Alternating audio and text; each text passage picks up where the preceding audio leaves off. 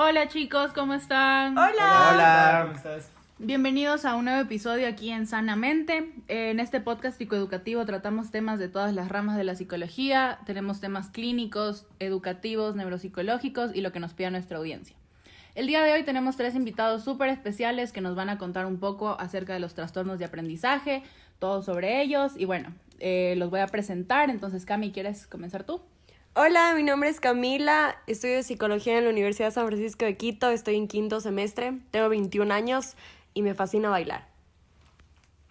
¿Qué tal? Yo soy Alejandro, tengo 19 años, igual estoy en quinto semestre. Disfruto mucho de lo que son los deportes y más que todo pasar tiempo con mis amigos y escuchar música. Hola con todos, yo soy Emilio, tengo 20 años, estoy ahorita estudiando psicología y voy a ¿qué semestre es? ¿Tercer año? Bueno, sí, tercer año y nada, me gusta mucho la música y aprender cosas nuevas todos los días. Entonces, una vez más me presento yo de parte del equipo de Sanamente, soy Paola Zambrano, también estoy en la Universidad San Francisco de Quito estudiando psicología y como les mencioné, el día de hoy vamos a hablar de los trastornos de aprendizaje y todos los subtemas que nos pidieron en las encuestas que hicimos. Entonces, empezamos.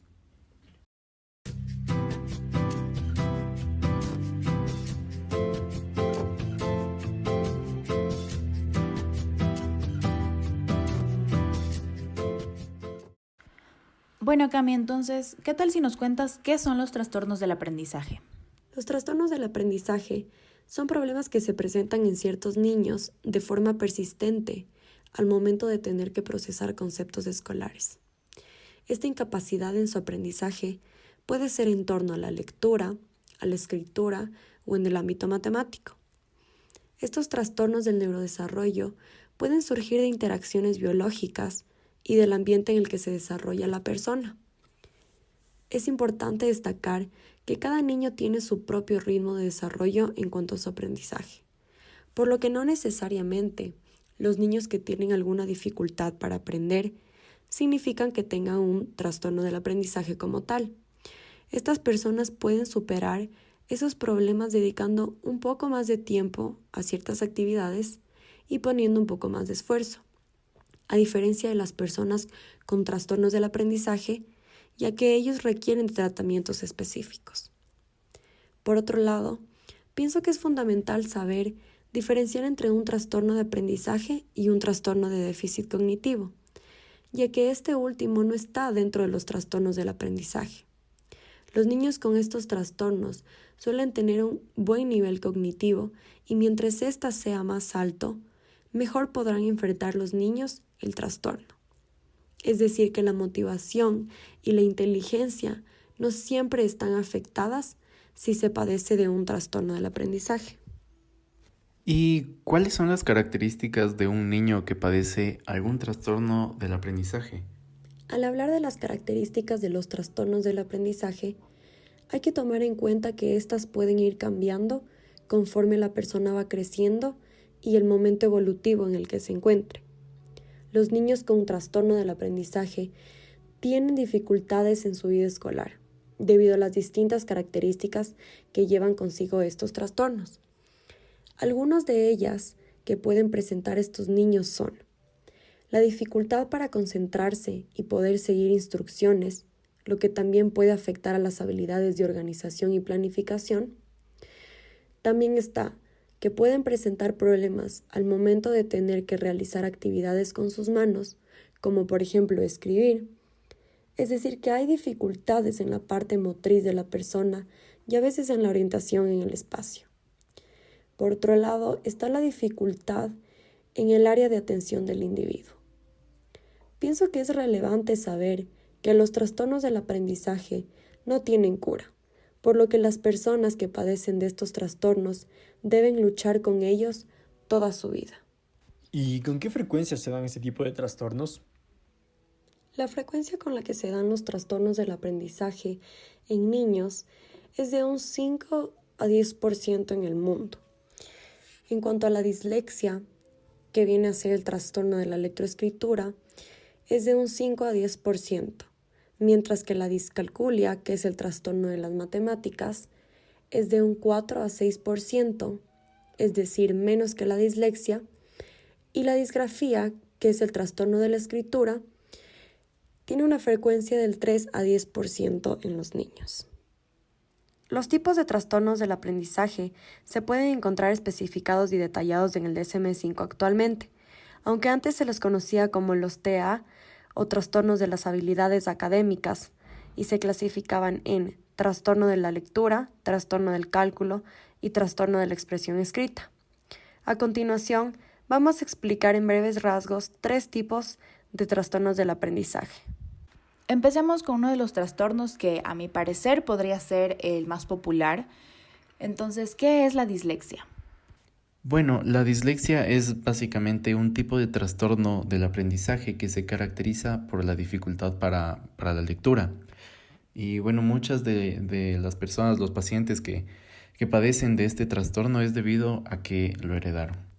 Y bueno, hablando más a fondo, la dislexia se puede definir como un trastorno del neurodesarrollo que genera problemas en el aprendizaje y el uso del lenguaje y la lectura, ya que se ven afectadas las áreas básicas del proceso fonológico y de decodificación de palabras aisladas. Y más resumido, los disléxicos tendrían problemas para la decodificación fonológica, que esto significa que les cuesta encontrar la correspondencia entre los elementos básicos del lenguaje escrito, que serían los grafemas, y los elementos básicos del lenguaje verbal, que serían los fonemas. Oye, Pau, estoy seguro de que muchas de las personas se preguntan qué es la discalculia. Entonces, ¿me puedes ayudar con eso, por favor? Bueno, la discalculia es la discapacidad que se presenta en el aprendizaje que está relacionada con los problemas en los procesos matemáticos. Este tipo de trastorno puede darse debido a componentes hereditarios o factores del ambiente también. Y bueno, se trata de un trastorno que afecta a muchas de las actividades cotidianas. Nosotros sabemos que las matemáticas son necesarias para la correcta interpretación, por ejemplo, de escalas de tiempo, como los calendarios, los horarios, partituras. Las matemáticas se utilizan para las direcciones, por ejemplo, los números de las calles, la latitud, la longitud, incluso de forma económica, para manejar tus recursos monetarios, y en cosas súper sencillas como para cocinar, como seguir una receta, las cantidades, los tiempos de cocción. Entonces, es en muchos aspectos de la vida en los que influye la discalculia más allá de la educación.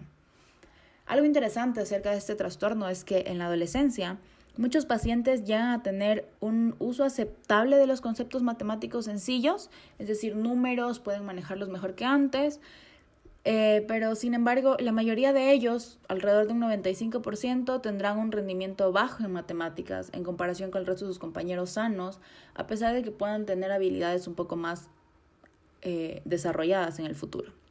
Entonces, incluso hasta el 50% de ellos tendrá una afectación severa.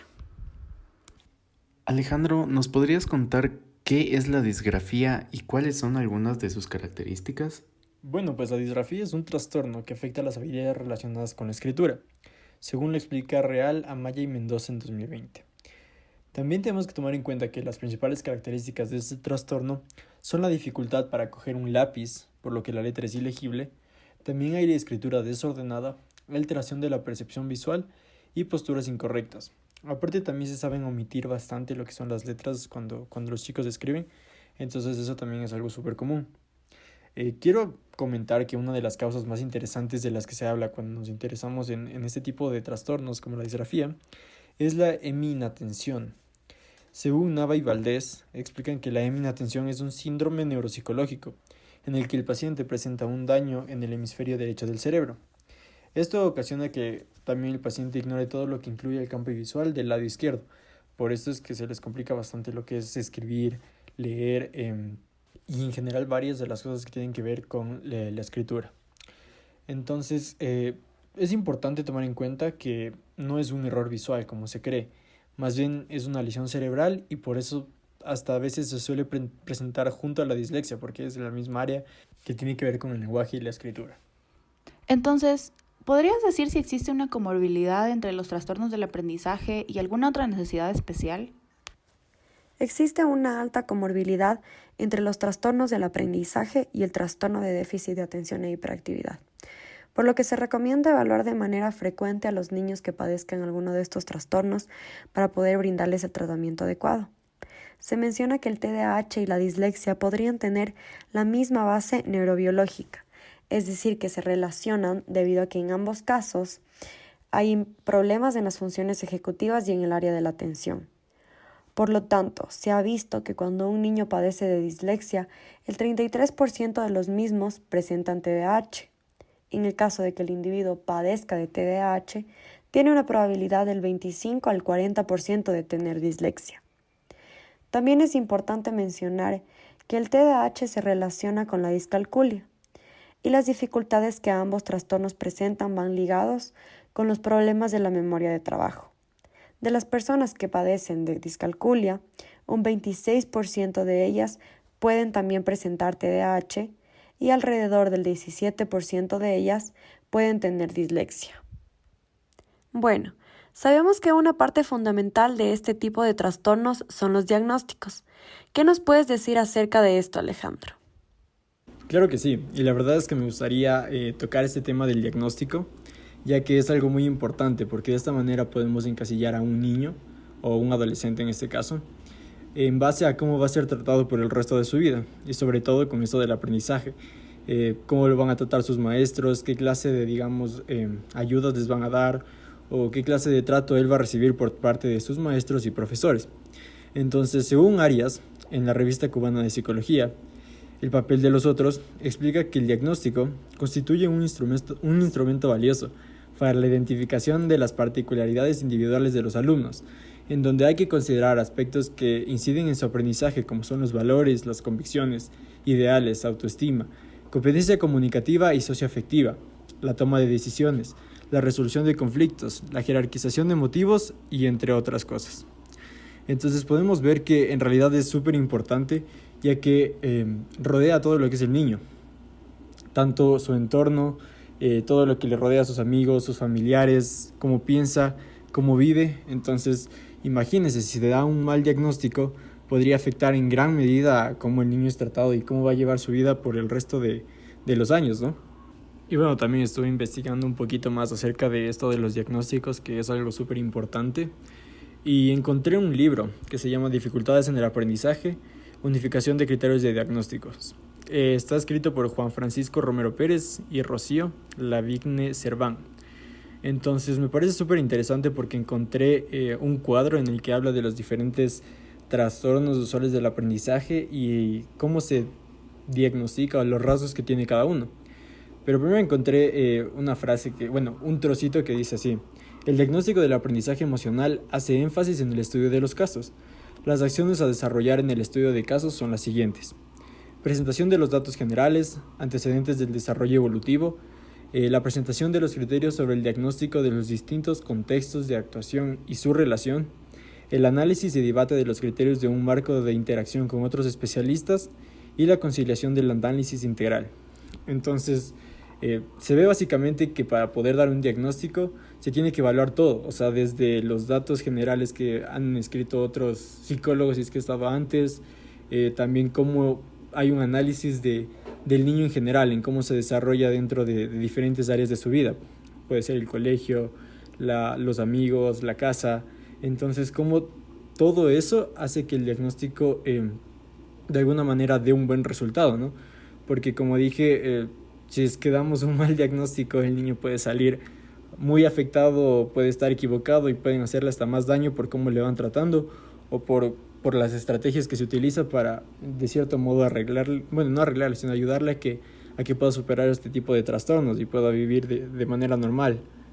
Entonces les voy a hablar un poquito más sobre este cuadro que les había contado que encontré y habla sobre las características principales de los tipos de dificultades en el aprendizaje.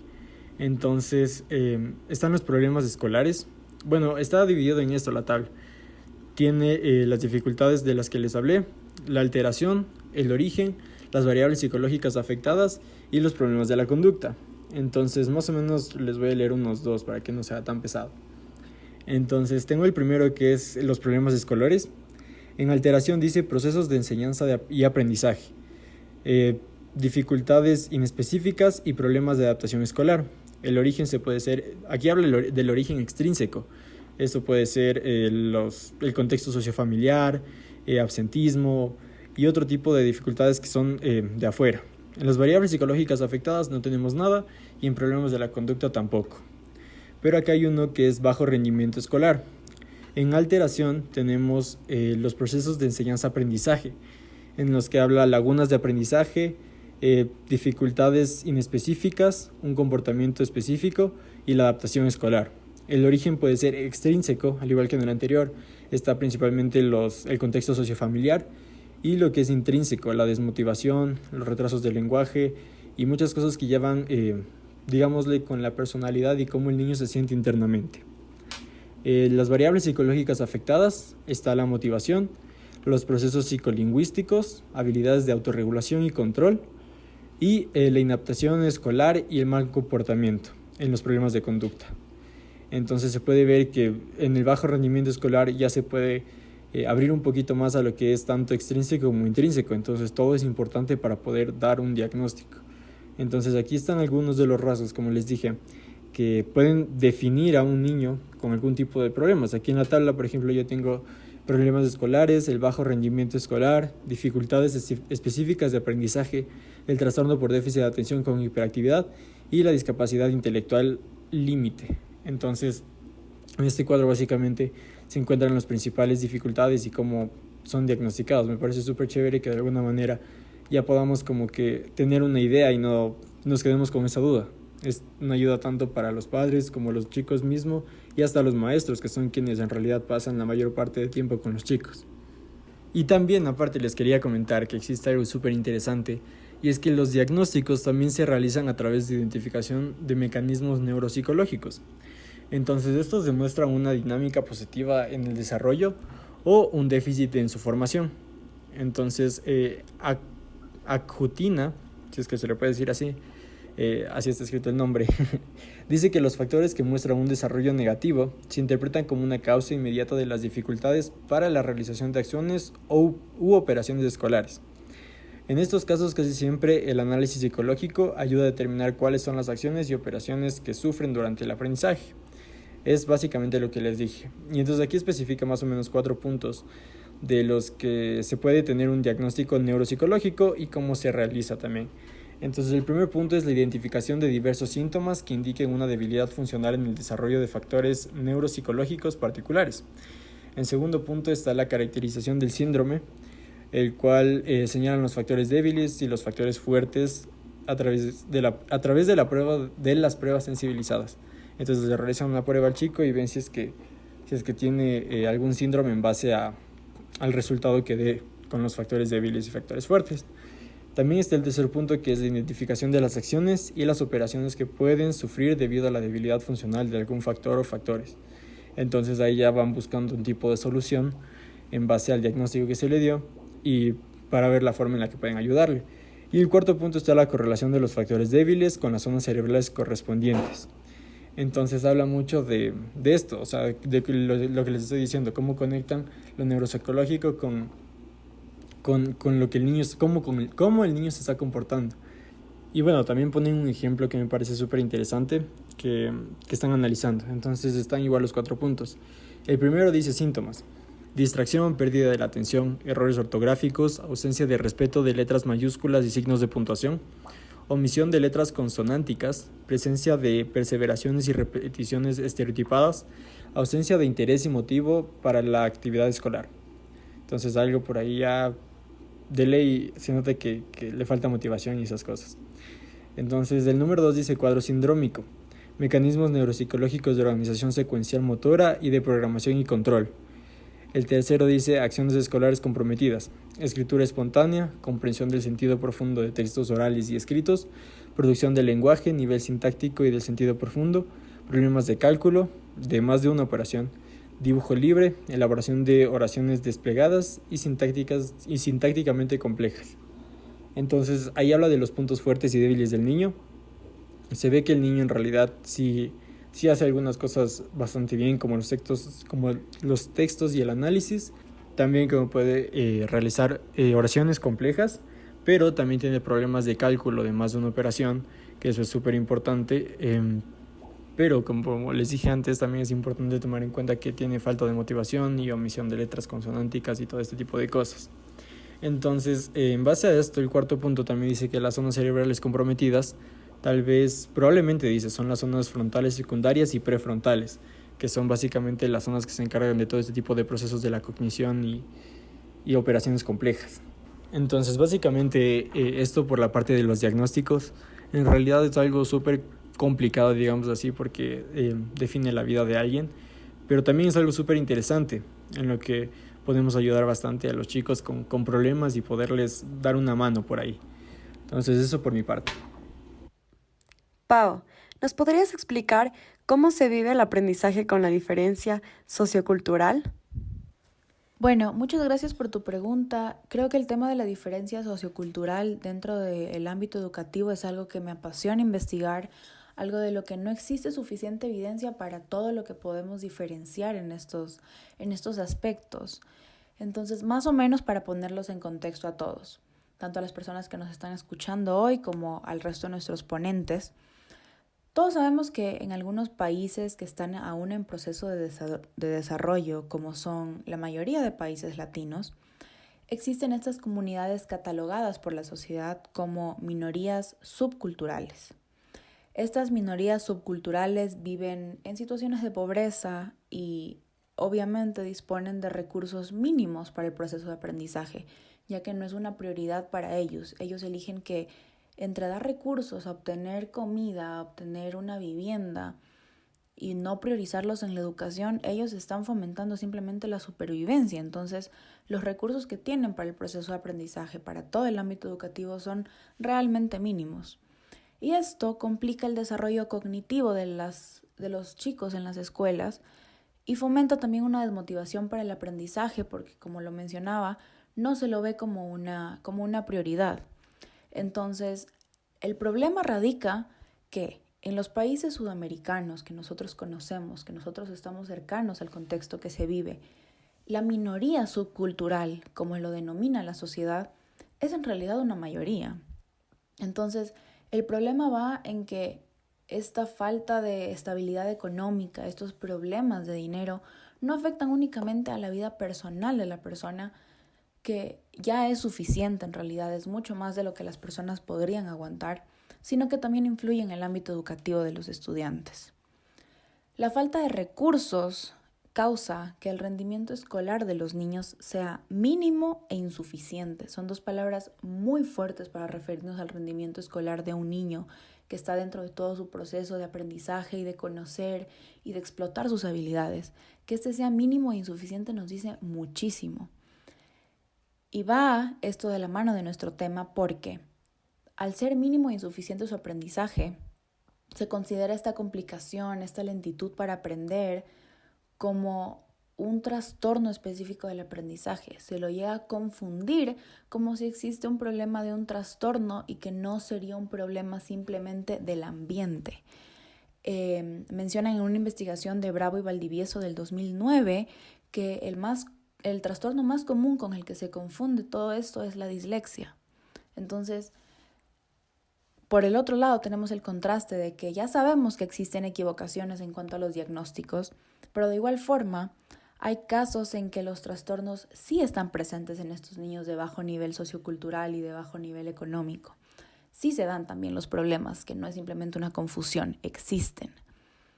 Las investigaciones acerca de los niños que tienen un trastorno del aprendizaje y que están en un nivel económico bajo te señalan que, por ejemplo, el retardo lector y la dislexia en estos niños desarrollan luego también problemas metodológicos, ya que existen muchas diferencias del currículo con diferencias psicolingüísticas, diferencias familiares en su contexto.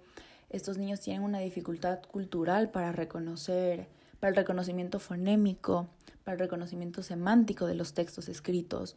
Tienen problemas para identificar letras, sílabas, palabras. Y si no tenemos un sistema educativo que esté apoyándolos todo el tiempo, el trastorno va a seguir empeorando o se va a seguir confundiendo a los niños que no padecen un trastorno, que tienen sus habilidades de aprendizaje a tope, pero simplemente no están siendo aprovechadas.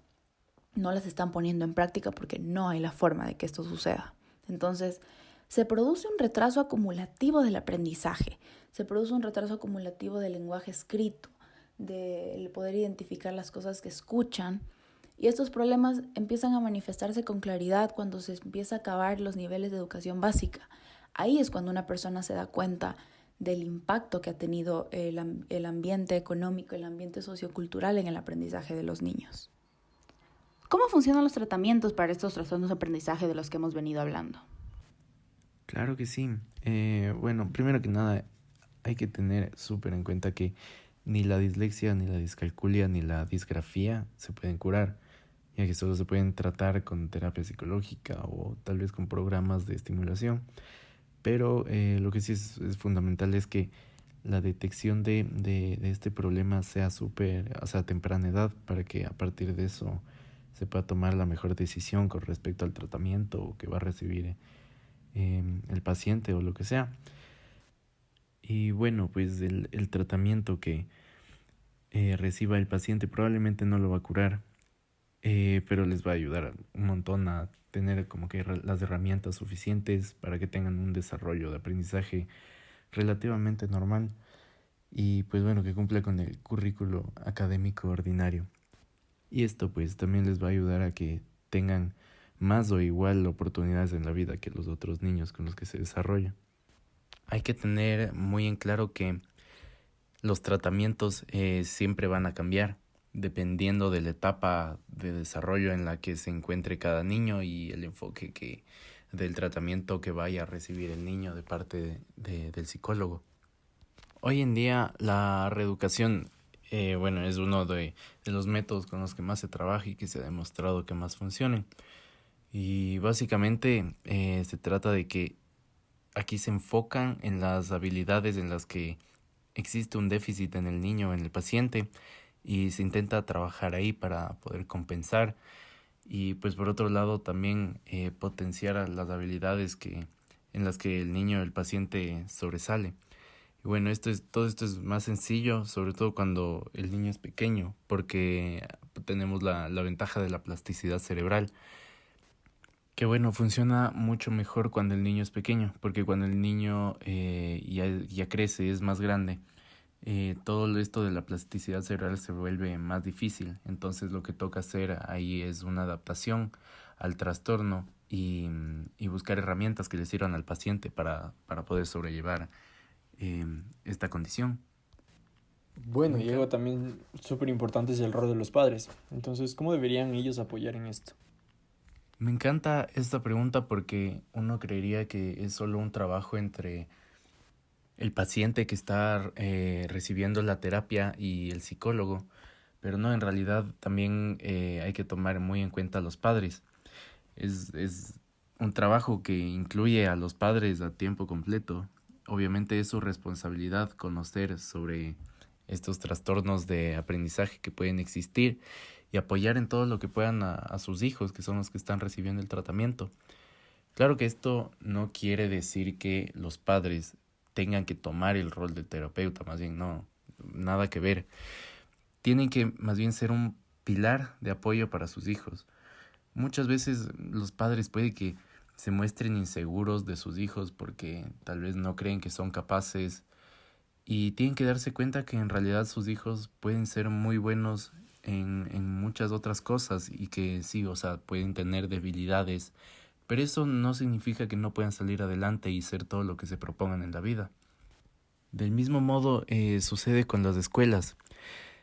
Con estas también se tiene que trabajar a la par, ya que la escuela es el lugar donde el niño va a pasar una gran parte de su tiempo. Por lo que debe haber una constante comunicación, digamos, entre el especialista, la escuela y la familia del niño que está recibiendo el tratamiento. ¿Estas personas van a tener un desarrollo normal en la escuela? Hay que tener claro que el niño o el paciente va a tener un desarrollo relativamente normal. ¿A qué me refiero con esto? Es muy importante cuando se tiene estos trastornos del aprendizaje contar con el apoyo de la escuela. Como ya dije antes, es donde el niño va a pasar la mayor parte de su tiempo probablemente, por lo que contar con el apoyo de la escuela es fundamental. Y bueno, normalmente en la escuela, en el colegio, dependiendo de en qué etapa esté el niño, en qué etapa del desarrollo esté el niño, se va a hacer una adaptación del material académico para estos niños. Y esto básicamente es adaptar algunos de las actividades, de los ejercicios, del material académico para que cumpla con el currículo de esa escuela, de ese país, para que se logre graduar al menos.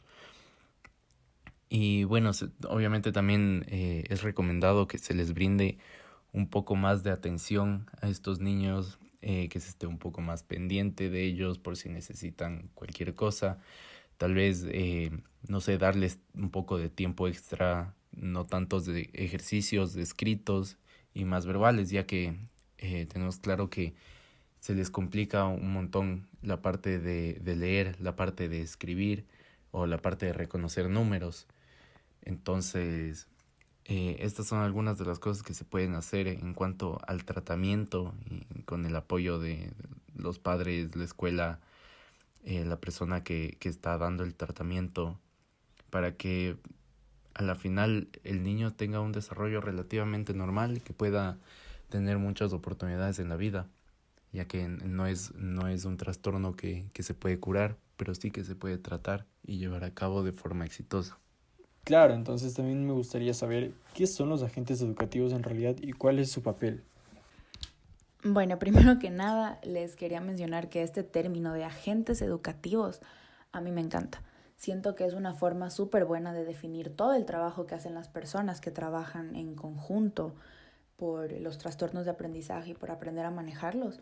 Son agentes, son detectives, son personas que están todo el tiempo buscando soluciones. Entonces, me parece que el término es súper acorde al trabajo que hacen.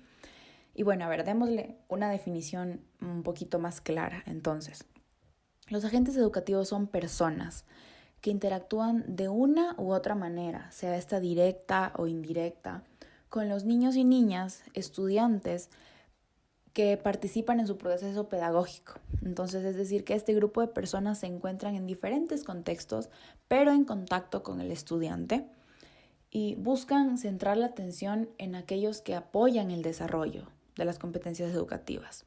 Buscan centrar su atención en los menores que presentan un trastorno de aprendizaje y encontrar técnicas para que esto pueda funcionar. ¿Existe tal vez alguna clasificación? Bueno, claro que sí. Y más que una clasificación, a mí me gusta mencionar como 3 partes del conjunto de los agentes educativos, porque esto es lo que son un conjunto de personas que trabajan por separado para obtener mejores resultados de los estudiantes que presentan un trastorno del aprendizaje. Entonces, tenemos a la familia, a los docentes y a los profesionales de la psicología. Entonces, bueno, como primer punto tenemos la familia. Y la familia se reconoce como el núcleo principal porque es el encargado de satisfacer las necesidades básicas. Nosotros sabemos que sin satisfacer las necesidades básicas de un niño, el proceso de aprendizaje se dificulta muchísimo y peor aún cuando existe esta comorbilidad de tener un trastorno del aprendizaje. Bueno, conversamos un poquito antes y acerca de la familia, entonces no me voy a enfocar tanto en ese tema, sino más en los otros 2 conjuntos, que son los docentes y los profesionales de la psicología. Los docentes asumen esta responsabilidad de reconocer, promover, explotar las capacidades de los estudiantes. Ellos también trabajan con la identificación de las deficiencias que presentan los niños al momento de aprender. Y así después pueden proponer estrategias porque ya pueden identificar el problema. Entonces, las estrategias que proponen es para facilitar todo este proceso de adquisición de aprendizaje, tomando en cuenta el currículo escolar porque son los expertos en esto, son los que están ahí de la mano trabajando con el currículo. Y por último tenemos el trabajo del psicólogo escolar, que es el encargado, por otro lado, de la detección, la valoración y el agente principal de la inclusión escolar. Entonces, esto lo que implica es la implementación de estrategias de intervención. Aquí va la diferencia con lo que hacen los docentes que buscan estrategias para el aprendizaje. El psicólogo escolar lo que hace es buscar estrategias para la inclusión escolar, para la intervención dentro de las dificultades que presenta el chico con su proceso de aprendizaje, su desarrollo madurativo, su desarrollo social con el resto de los estudiantes. Entonces, es como el que está en el medio, proponiendo como hagamos esto otro para mejorar más aspectos que simplemente el aprendizaje. ¿Cuál es el papel en común que tienen estos 3 agentes? Con respecto a esta pregunta, yo creo que aparte de lo que ya les mencioné de que tienen que trabajar en conjunto para obtener mejores resultados, lo que buscan estos tres agentes es crear un ambiente escolar cómodo, un ambiente escolar inclusivo para los niños con los trastornos de aprendizaje, pero también para el resto de los estudiantes. Entonces, hay una investigación que me gusta mucho realizada por Calvo en el 2016, donde cita a Bolívar, quien menciona que no existe una educación inclusiva que pueda ser desarrollada por una sola persona. Menciona que es muy necesario crear mecanismos de participación de todas las partes que influyen en el proceso de aprendizaje del niño para poder normalizar y crear una igualdad en estos procesos de inclusión. Entonces, no es simplemente trabajar solo con el profe, solo con los alumnos, solo con sus compañeros, con sus familias, sino el conjunto en total. Y entonces, ¿cómo estos agentes también pueden contribuir con lo que es la educación inclusiva?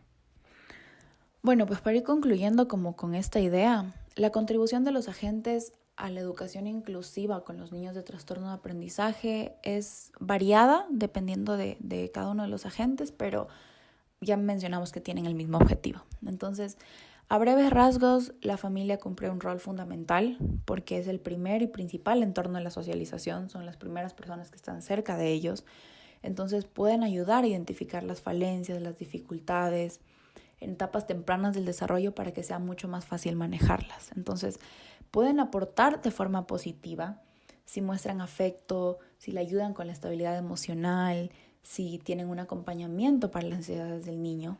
Pero hay casos en los que puede ser esto negativo porque puede presentarse un comportamiento opresor, un comportamiento que influye de forma negativa e incluso aumenta las necesidades del niño. Y esto va de la mano de las inadecuadas pautas de crianza, pero esto es un tema un poquito más aparte, dependiendo de los estilos de crianza, de cómo se fomenta el desarrollo y cómo se aprende a manejar dentro de la familia un trastorno, que es algo muy complicado. Yo me quiero enfocar un poquito más en el rol de los educadores y de los psicólogos. Entonces, los educadores lo que tienen que hacer, lo que deben hacer es tener un conjunto de estrategias.